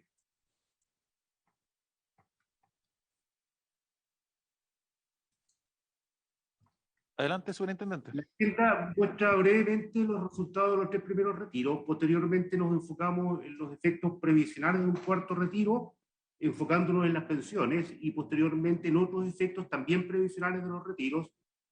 Finalmente tenemos una sección con comentarios específicos al proyecto tal cual está formulado y unas conclusiones que engloban lo anterior. En cuanto a los primeros retiros, este cuadro resume lo que han sido los 3 retiros anteriores. Está bastante completo, solamente quería destacar que retiraron en los 3 retiros anteriores 11 millones de personas. De esas 11 millones de personas que retiraron, 3.882.000 retiraron todo lo que tenían en su cuenta, por lo tanto se quedaron sin saldo, y a la vez 1,5 millones de personas no efectuaron retiros. El 61% de las personas que retiraron de estos 11 millones efectuó los 3 retiros, por lo tanto sacó en promedio de su cuenta para pensiones casi 4.700.000 pesos. Los promedios de los 3 retiros han superado el 1.400.000, entre 1.400.000 y 1,5 millones en promedio. Todas las cifras y los detalles están acá. Tal vez la cifra más destacada es el alto número de personas que retiró y el alto número de personas que se quedó sin saldo. Aquí tenemos un desglose de los afiliados y pensionados que agotaron saldo en los 3 retiros. Como señalábamos, 3,9 millones de personas retiraron todo el saldo de sus cuentas. Sin embargo, con el paso del tiempo, 2,2 millones de personas han quedado con saldo cero, puesto que entre medio cerca de 1.600.000 personas han continuado cotizando. Esto significa que finalmente con saldo cero en estos momentos hay 2,2 millones de personas, pero aquellas personas que continuaron cotizando, que son como 1,6 millones, tienen un saldo menor a 100.000 pesos hoy día para retirar. Por lo tanto, también son saldos bastante bajos. También destacar que prácticamente 100.000 pensionados de retiro programado se quedaron con saldo cero producto de los retiros, con las consecuencias que eso conlleva. Esto se demostró antes. El balance de los retiros hasta el 1 de octubre llega a casi 48.000 millones de dólares que se han extraído de los ahorros previsionales. Esto significa que los afiliados han retirado un 24% de sus ahorros que estaban destinados para pensión y que por lo tanto están perdiendo casi 6 años de ahorros previsionales. Es un consenso y sabido que las pensiones hoy día son bajas. Sin embargo, con nuestros 3 retiros lo que estamos haciendo es agudizar esta situación. Debido a esto, las pensiones autofinanciadas caerían aproximadamente un 28% en promedio, y más grave aún, las pensiones de las mujeres caerían un 33% en promedio de lo que hubieran sido sin nuestros retiros, aumentando la brecha de género que hoy existe en el sistema de pensiones. ¿Qué pasa con un cuarto retiro? Para efectos de este análisis, estamos asumiendo el escenario máximo, o sea, que todos los afiliados giran todo lo que pueden retirar. En lo que hemos visto el comportamiento de las personas, que el 90% de las personas que pudieron retirar hizo algún retiro, y de los que retiraron, de este 90%, el 99,7%, prácticamente el 100%, giró todo lo que podía retirar. Por lo tanto, con esos supuestos, calculamos que se podrían retirar casi 17.000 millones de dólares de los fondos previsionales, lo cual representa un 9% adicional de los fondos del 31 de agosto. El monto promedio del retiro sería 43 unidades de fomento y la mediana 35 unidades de fomento. ¿Cuántos afiliados pueden retirar? Para esto tenemos que ver el total de afiliados y pensionados menos lo que han ido quedando con saldo cero. Haciendo este ejercicio, calculamos que hay 10 millones de personas que podrían efectuar este tipo de retiros. ¿Quiénes son estos 10 millones de personas que pueden efectuar los retiros? ¿Y cuánto pueden retirar? Aquí tenemos algunos cuadros que nos muestran esto. Observamos, por ejemplo, que de estos 10 millones de personas, 32% de ellos, casi un tercio, equivalente a más de 3 millones, podrían retirar todo su saldo quedando en saldo cero. Y observamos también que podrían retirar 35 unidades de fomento, el 34% de ellos. O sea, observamos que el 66% de los afiliados que pueden retirar, casi 2 tercios, pueden retirar saldos menores. Los que pueden retirar saldos mayores son unos pocos. También si vemos el retiro como porcentaje del saldo, observamos con preocupación que los más jóvenes van a retirar prácticamente todo su saldo. Y eso significa que no van a poder capitalizar durante su vida previsional los montos que ahorran durante edades tempranas, lo cual es especialmente perjudicial porque son los años en que más pueden acumular para su pensión. En promedio, las mujeres retirarían un 51% de su saldo y los hombres un 43%. Y en promedio todos los afiliados podrían llegar a retirar un 46% de su saldo. Aquí también observamos en este gráfico quienes podrían retirar desde otro punto de vista. En este eje tenemos el número de afiliados, en este otro eje el monto de los retiros en UF que pueden efectuar, y en esta línea horizontal tenemos, por un lado, los ingresos. Aquí están los afiliados que tienen 250.000 pesos o menos, y en el otro extremo quienes ganan 2 millones de pesos o más. Y en las barras el monto de los retiros en UF que pueden efectuar. Así observamos que la mayor parte de los afiliados que están representados por esta línea, entonces, están ubicados acá en pensiones, en ingresos de entre 250.000 y 500.000 pesos. La mediana del sistema de pensiones en ingresos es como 500.000 y el promedio como 900.000. Entonces, quienes más pueden retirar en número de personas son aquellos afiliados que están en torno a los 500.000 pesos o menos.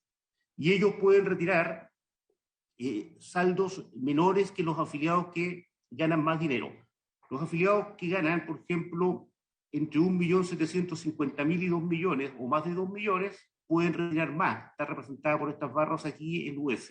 Y son menos afiliados. Entonces, lo que estamos observando, sin duda, que hay un grupo pequeño que puede retirar montos más altos y un grupo mayor de menores ingresos que puede retirar montos pequeños, que están representados en este gráfico.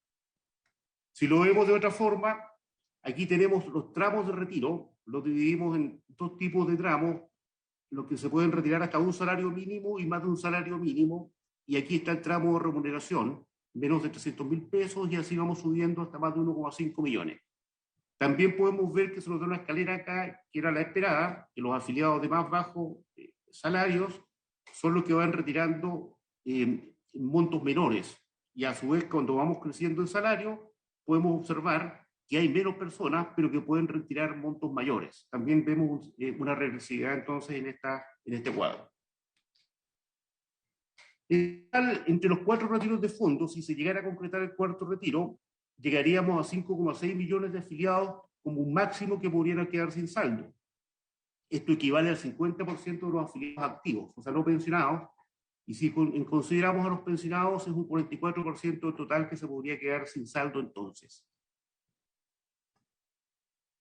Aquí tenemos un efecto en pensiones, dependiendo de si es mujer, si es hombre, y en qué tiempo después de la afiliación efectúan los retiros. Hay 3 casos para la mujer y 3 para el hombre. Solo quería mostrar acá que el mayor efecto está para aquellos afiliados que le queda menos tiempo para retirarse.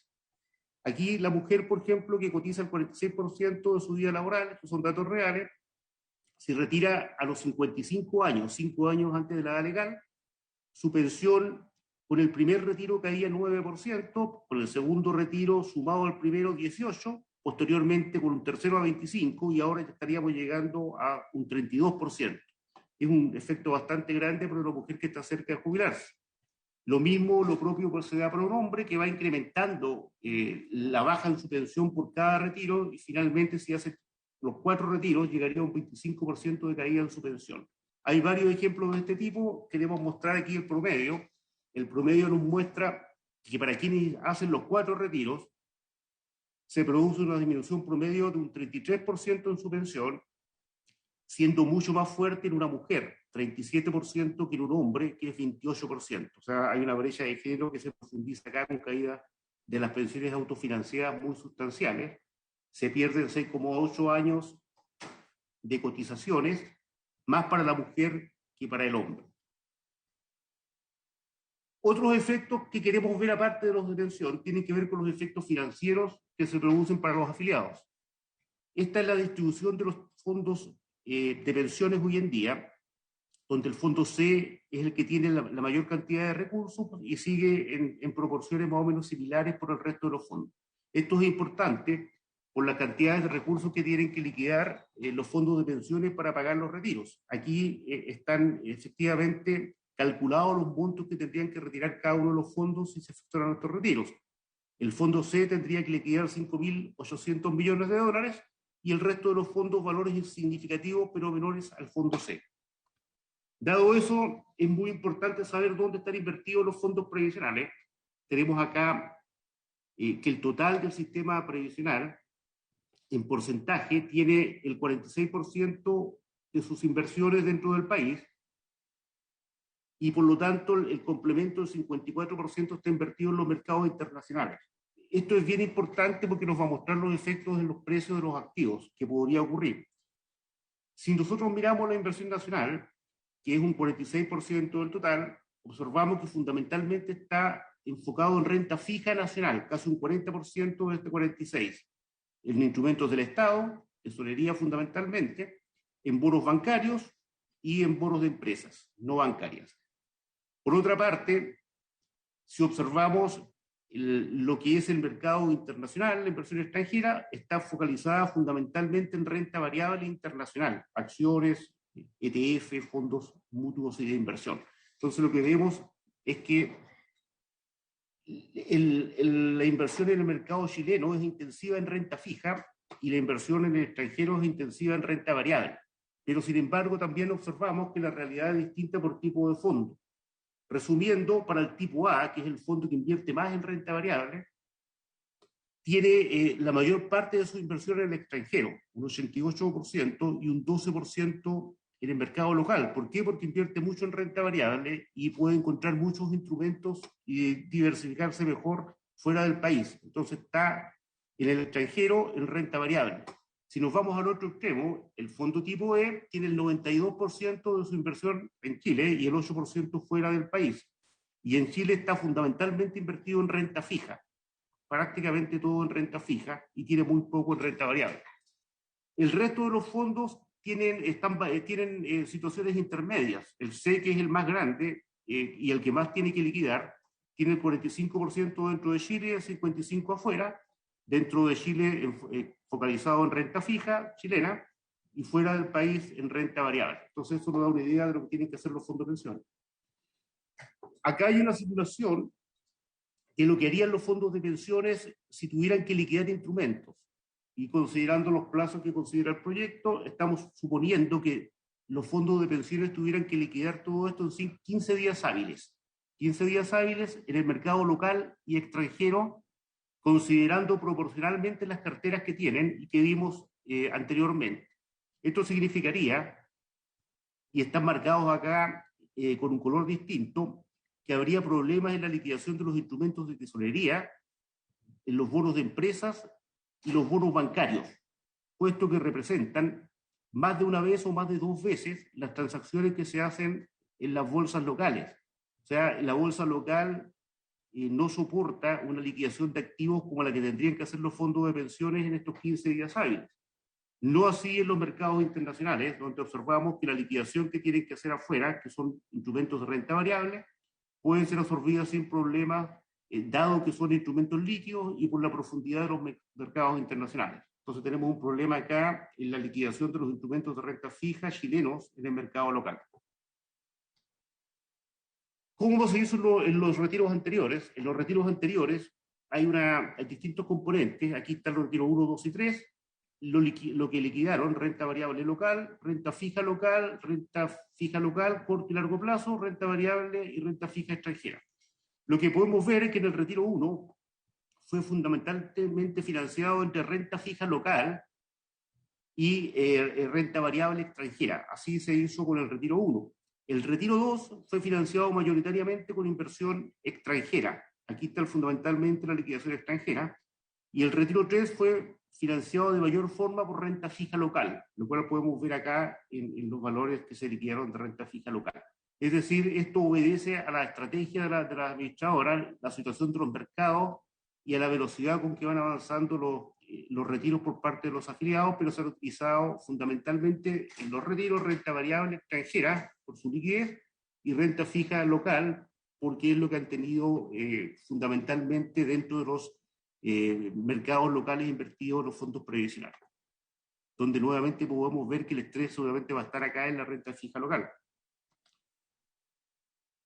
¿Qué otros efectos previsionales financieros trae aparejado lo que vimos? Bueno, efectos en el valor de los fondos de pensiones. Como veíamos, para pagar los retiros es necesario vender grandes volúmenes de activos, en los cuales están invertidos los fondos.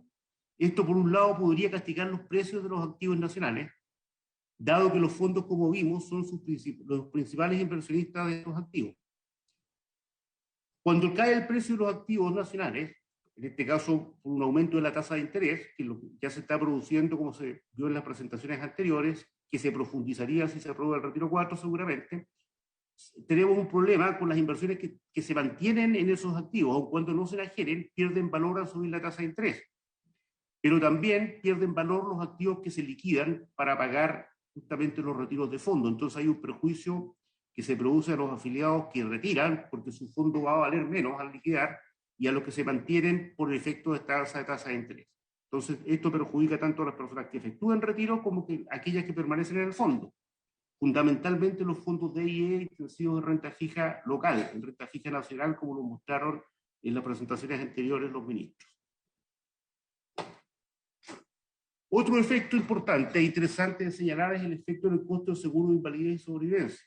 Hay dos tipos de efectos que nosotros detectamos, uno en los actuales contratos de seguro y en los futuros contratos. Al disminuir los saldos de las cuentas obligatorias por los retiros, en caso de un siniestro de invalidez o sobrevivencia, las compañías de seguro de vida tendrán que aumentar sus aportes.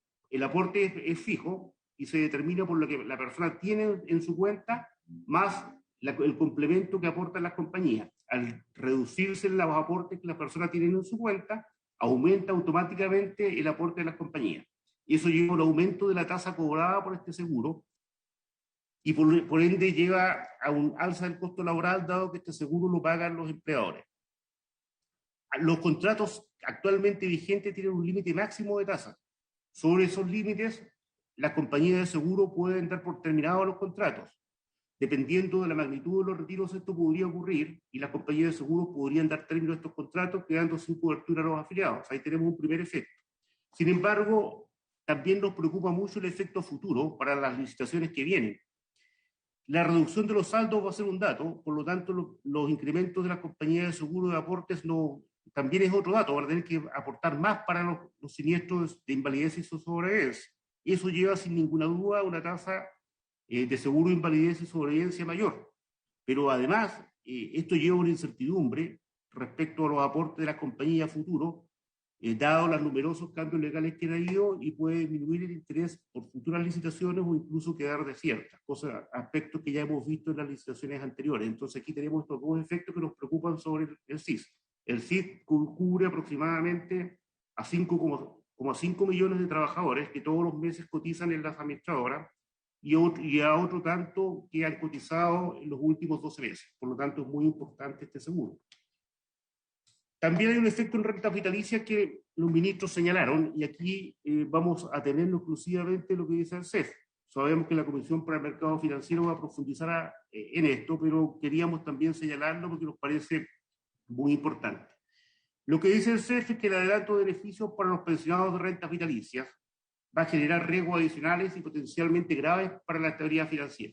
Puede afectar la solvencia de las compañías y arriesgar el pago a 700.000 jubilados que hoy día tienen rentas vitalicias. Y también el pago para la cobertura de seguro de invalidez y sobrevivencia, que como veíamos corresponde también a las compañías de seguros de vida. ¿Por qué se produce esto? Por 4 motivos, dice el CEF. Porque si bien los afiliados pueden anticipar hasta un 10% de su prima original, o sea, de los fondos que originalmente traspasaron, las AFP a la compañía, la pensión solo se ajusta a la baja en un máximo de 5% según el proyecto de estudio. Esto significa que si una persona saca el 10% y luego le descuentan un 5%, para que llegue a pagar este anticipo, tendría que sobrevivir mucho más allá de lo que las expectativas de vida señalan. Por lo tanto, lo más probable en este caso es que la compañía de seguros no alcancen a recuperar el valor de los anticipos y hay una pérdida patrimonial importante para ellas. Un segundo aspecto tiene que ver con que la rebaja del 5% se mantiene solo hasta que se restituye el monto anticipado. Si una persona retiró CIR-UF, cuando termina de pagar la CIR-UF con el 5%, se acaba el descuento. Esto es pensar que las rentas vitalicias funcionan una a una, pero las rentas vitalicias funcionan como un pool de riesgo. ¿Qué significa esto? Que los afiliados que viven menos tiempo subsidian a aquellos afiliados que viven más tiempo. Como nadie sabe antes de tomar una renta vitalicia quién va a vivir más o quién va a vivir menos, esto funciona. Se forma un pool de riesgo y de esa manera se puede tarificar una renta vitalicia. Pero al hacer esto se rompe este pool de riesgo, de tal manera que van a haber afiliados, nadie va a pagar más tiempo del que corresponda hasta recuperar el monto del anticipo, pero van a haber afiliados que van a fallecer antes y por lo tanto van a pagar menos. Y por lo tanto se rompe el pool de riesgo y aquí se produce nuevamente un problema patrimonial para las compañías de seguro. Otro efecto, el tercer efecto que identifica el CEF, tiene que ver con que se cambia la base de cálculo del anticipo. En el anterior era la reserva técnica. La reserva técnica es lo que va quedando provisionado por la compañía para pagar las pensiones por renta vitalicia. A medida que va pagando pensiones, la reserva técnica va bajando, porque la deuda de la compañía va bajando. Pero se cambia el concepto de reserva técnica por prima, originalmente traspasada. Este es el saldo completo que la persona traspasó del administrador de fondos de pensiones a la compañía cuando se jubiló. Al pasar a este concepto, significa que la persona puede hacer anticipos sobre un valor mucho mayor que el que hoy día lleva a su reserva técnica. Por lo tanto, lo que va a pasar acá es que muchas personas van a poder hacer un anticipo bastante alto, pero si su reserva técnica es baja, por ejemplo, una persona de mayor edad no va a alcanzar a pagar tampoco este anticipo. Nuevamente se produce aquí un problema que puede impactar en la solvencia de las compañías. Y además todos los efectos anteriores se trasladan de manera retroactiva al anticipo anterior. Entonces estos son los 4 efectos que se identifican por el CEF y por la Comisión para el Mercado Financiero que podrían afectar la solvencia de las compañías y que especialmente grave porque puede implicar problemas para pagar estas 700.000 pensiones y con la cobertura del seguro de invalidez y sobrevivencia. Como señalaban antes, no solamente están en problemas los pensionados que están recibiendo esta renta vitalicia, que tiene una garantía estatal. La garantía estatal no cubre completamente las pensiones, salvo aquellas que están en la PBS, y aunque las cubriera, todo esto pasa a ser de costo estatal. Por lo tanto, hay un impacto, si la compañía no paga, que lo cubre entre el Estado y una menor pensión de los trabajadores. Más allá de estos efectos inmediatos, sin duda que esto podría generar otros graves efectos también en la industria aseguradora, que seguramente la CMF va a profundizar la próxima semana. Comentario específico al proyecto. Quisiéramos igual entrar a este punto porque nos parece que hay algunos aspectos del proyecto que deben ser estudiados con mayor atención, aparte de los señalados. El proyecto considera autorizar un retiro total de fondos con un tope máximo de 1.350 UF a quienes tengan diagnósticos y tratamientos de alto costo, según lo dispuesto en la ley Ricarte Soto, o alguna enfermedad catastrófica de la ley 19.779, con un certificado de un médico especialista. En el caso de la primera de ellas, de la ley Ricarte Soto, son personas a las cuales el Estado hoy día ya les cubre el seguro, el costo de su tratamiento, y que no necesariamente tienen una expectativa de vida menor, por lo cual es bastante discutible el fundamento para acelerar el pago de sus ahorros si está cubierto su tratamiento y no tienen menores expectativas de vida. En el caso de la otra ley, incluye algunas patologías de alto costo, cuyos tratamientos en general, no todos, pero en general están cubiertos por las garantías explícitas de salud del GES. En ambos casos nos preocupa que se puede dejar a estas personas con menor pensión o sin pensión derechamente, en circunstancias que los costos de los tratamientos ya están cubiertos por otras leyes. Creemos que si existen patologías que no tienen cobertura completa, debería evaluarse cambios a esas leyes de salud, pero no financiarlo con las futuras pensiones de las personas afectadas. Por otra parte, ya existe una ley de enfermos terminales que se aprobó por este Congreso en 2020 y entró en vigencia a mediados de este año, que ya contempla un procedimiento para el retiro de fondos de estas personas, de los enfermos terminales. Por lo anterior, creemos que no se justifica avanzar entonces los retiros por estas causales. Si se decidiera perseverar en esta medida, hacemos las siguientes observaciones. Otorgar mayores atribuciones a la superintendencia para fortalecer el proceso de la solicitud. Hoy día solamente es contra la sola presentación de un certificado médico. Que también el Ministerio de Salud pueda participar en conjunto con la superintendencia en la implementación. Y por último, aclarar que el aporte adicional de las compañías de seguro se debiera considerar con este retiro como parte del saldo para no continuar aumentando el costo de este seguro para todas las personas. Otro aspecto que nos preocupa de sobremanera, y por lo que vimos en la sección de liquidación de fondos, es que el proyecto señala que solo a partir del 10º día hábil y en un plazo máximo de 5 días hábiles, contado de la presentación de la solicitud, se pueden pagar los fondos. Esto deja 5 días hábiles de plazo para pagar los fondos.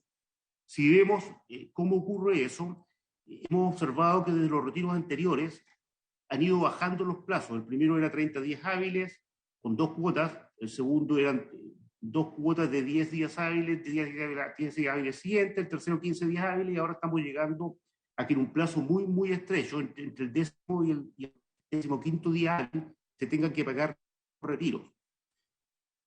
Esto creemos que es extraordinariamente complejo, por un lado, porque va a afectar los precios de los instrumentos, perjudicando a los afiliados, y segundo, porque introduce un estrés muy importante en el sistema bancario, especialmente Banco Estado, que es el que tiene que pagar esto. Aquí hay 2 restricciones, una que es la financiera para liquidar los instrumentos y otra que es la operativa. Los bancos no pueden pagar una cantidad de transacciones tan grande en tan poco tiempo. Eso lo hemos visto por la coordinación que hemos tenido con los bancos, especialmente Banco Estado, en los procesos anteriores. Es imprescindible, absolutamente imprescindible, extender el plazo máximo de pago. Y nosotros proponemos que sea al menos 30 días hábiles. Creemos que ese es el plazo mínimo para poder hacer este proceso adecuadamente, si es que finalmente se aprueba. Por otra parte, un apartado del proyecto señala que los pensionados a través de renta vitalicia podrán optar al pilar solidario en las mismas condiciones que los pensionados por retiro programado. Pedimos que se aclare qué significa exactamente esto, porque no se desprende claramente de la redacción a qué se refiere con este punto, ¿no? El retiro programado tiene 2 modalidades: beneficio definido, pensión garantizada. Habría que dejar claro a qué se refiere exactamente, y además hacer presente que esta medida también tiene costo fiscal. En conclusión, para terminar dentro del tiempo concedido, cerca de 3,9 millones de personas retiraron el total de su saldo producto de los primeros 3 retiros. Con un cuarto retiro, hasta 5,6 millones de afiliados y pensionados podrían quedar sin saldo. Esto representa un 44% del total de afiliados y pensionados del sistema previsional. De aprobarse un cuarto retiro, asumiendo que los afiliados continúan cotizando incluso en el sistema, la pensión autofinanciada promedio de una mujer podría caer 37% y 28% la de un hombre, profundizando entonces la brecha de género que ya existe y que queremos disminuir. Es importante tener presente que los 3 retiros que ya se aprobaron por el Congreso antes han implicado restar recursos de las jubilaciones por 48.000 millones de dólares, es decir, 24% del ahorro de las personas, y retroceder 6 años de cotizaciones en promedio. Con un cuarto retiro, el total podría llegar a 65.000 millones de dólares, una cifra fabulosa, que representa el 32% del ahorro de las personas para sus pensiones. Esto equivale a retroceder 7 años de cotizaciones en promedio. Lo que se inició como un retiro excepcional ante una situación de emergencia se transformó en un retiro permanente, erosionando gravemente el ahorro para las pensiones, contribuido a través de décadas por las y los trabajadores con su esfuerzo, sin ninguna alternativa sustentable para los actuales y futuros pensionados. Simplemente van a retirar sus fondos y van a quedar sus pensiones. El anticipo de rentas vitalicias amenaza la viabilidad de esta modalidad y el financiamiento de las jubilaciones de casi 700.000 pensionados que hoy día tienen esa modalidad de pago. Para pagar mejores pensiones se necesita ahorrar más y de distintas fuentes de financiamiento. Este proyecto, junto con los retiros ya aprobados, van en la dirección contraria y profundizan el daño previsional, comprometiendo el bienestar de los actuales y futuros pensionados, pero también perjudican a las futuras generaciones, por cuanto deberán pagar un alto costo para financiar sus pensiones y la de las generaciones precedentes que están retirando los fondos y que más adelante van a tener pensiones muy bajas. No se deben seguir aprobando retiros que dejen sin ahorro a las personas para su vejez. Se debe construir una reforma integral que aumente las jubilaciones a los actuales y futuros pensionados en forma sustentable. Esa es nuestra opinión, señor presidente. Gracias, superintendente. Como estamos por sobre la hora, vamos a hacer una próxima sesión para poder responder consulta de los ministros. Senadora Ensperger. Sí, presidente, no es para hacer consulta, solamente quisiera pedirle a usted y al resto de los senadores, ¿no es cierto?, en relación a las ironías del senador Diurresti, por su intermedio, presidente, que tratáramos de hacer una discusión seria de esto, porque efectivamente me parece a mí que así debiera tratarse este y cualquier otro proyecto en esta y en cualquier comisión.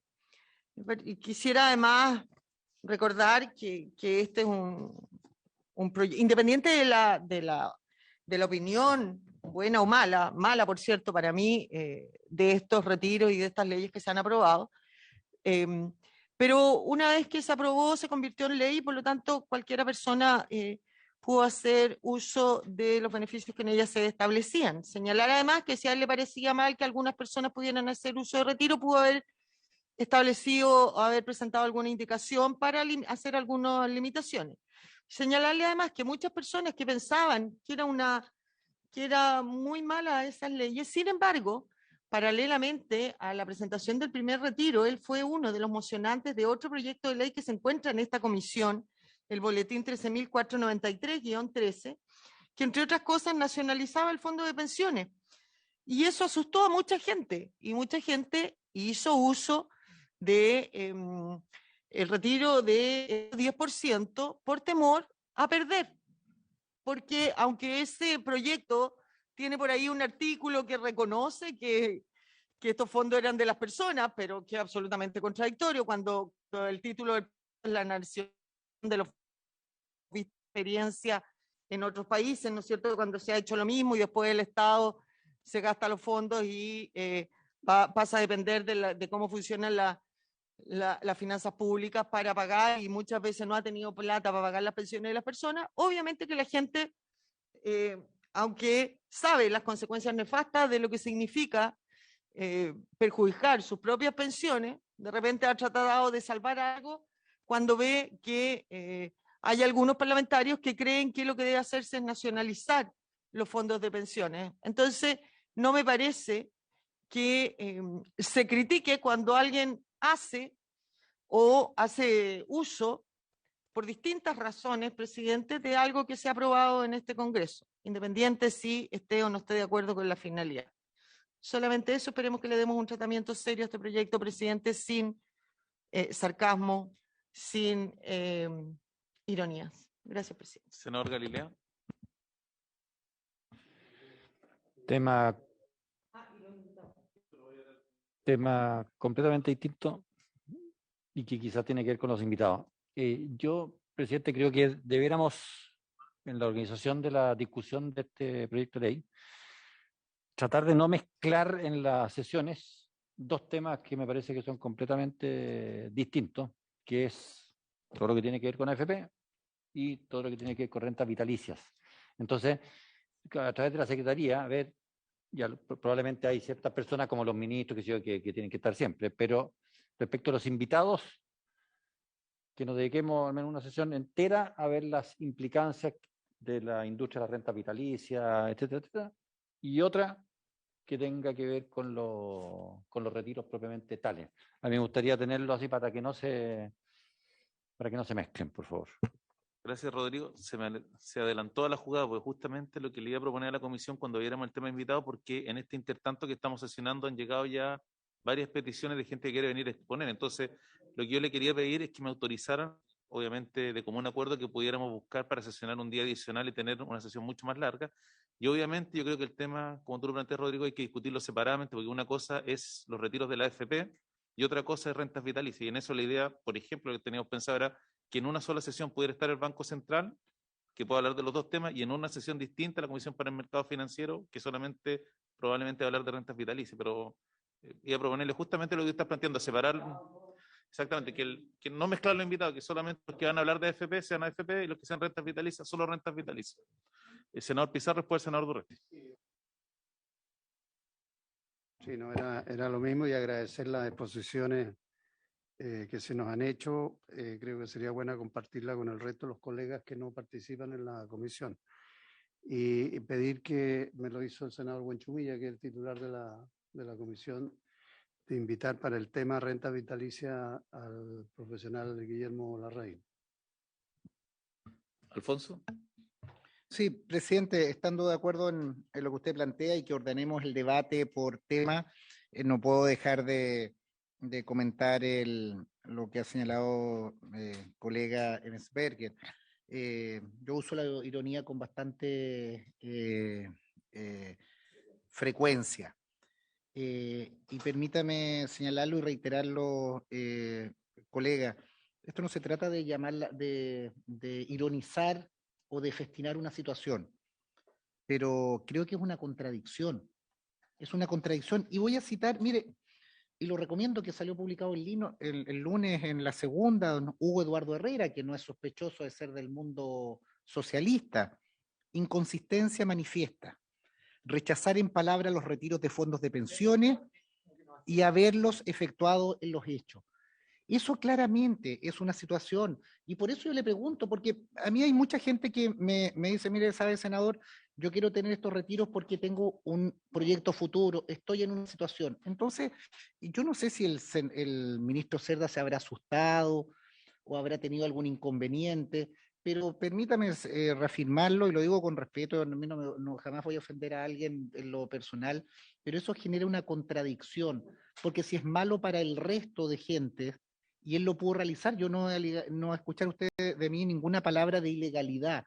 Él lo hizo porque tenía derecho a hacerlo y parece bien, pero lo que sí es inconsecuente o sí es contradictorio de señalar eso que es malo como política pública y luego como ministro de Hacienda sostener lo contrario. Yo creo que ahí es donde hay una contradicción y ahí hay un punto que yo lo voy a hacer ver desde el punto de vista político, porque claramente pierde autoridad cuando la propia sociedad a nosotros nos ve que la élite, determinados ministros, hicieron el retiro. No era ministro, perdón, Bueno, presidente, pero no era ministro. sí, Diga usted, eso también. Usted tiene razón. No era ministro ni para el primer, ni para el segundo, ni para el tercer retiro. Entonces, cuando haga la crítica, la correcta. Tiene toda la razón. Era director de Codelco. Era director de Codelco. No era ministro, no le corresponde. Evitemos el diálogo para poder terminar la sesión, porque hay que integrar otras comisiones.